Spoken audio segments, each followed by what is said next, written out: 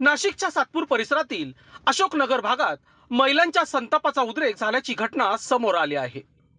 एका महिलेला व्हॉट्सअपवर अश्लील मेसेज करून त्रास देणाऱ्या इस्माला महिलांनी भर रस्त्यात जाब विचारत चांगलाच धडा शिकवला आहे।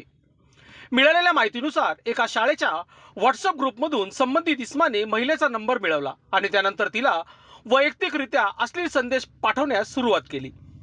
महिलेने याबाबत जाब विचारला असता माफी मागण्याऐवजी त्याने आरेरावी करत उडाउडीची उत्तर दिल्याचा आरोप आहे।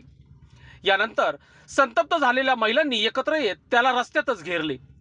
महिलांच्या रोषाचा सामना करताना संबंधित इस्माची चांगलीच भांबेरी उडाली।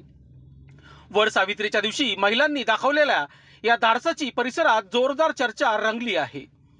या इस्माचे नाव मच्छिंद्र गांगुर्डे असल्याचे समोर आले आहे। दरम्यान रिपब्लिकन युवा सेनेचे नाशिक जिल्हाध्यक्ष सुनील साळवे, निलेश गांगुर्डे, जितू बेटारे, गुलशन खैरनार, कुणाल पगारे, नितीन खरात तसेच छावा क्रांतीवीर संघटनेचे उत्तर महाराष्ट्र कार्याध्यक्ष प्रवीण पाटील यांनी मध्यस्थी करत प्रकरण शांत केले। मात्र गर्दीचा फायदा घेत संबंधित इस्माने घटनास्थळावरून पळ काढला। महिलांशी गैरवर्तन करणाऱ्यांना कोणतीही माफी नाही असा संतप्त संदेश या घटनेतून परिसरात गेला आहे। वृत्तसंकलन विभाग, सातपूर, नाशिक।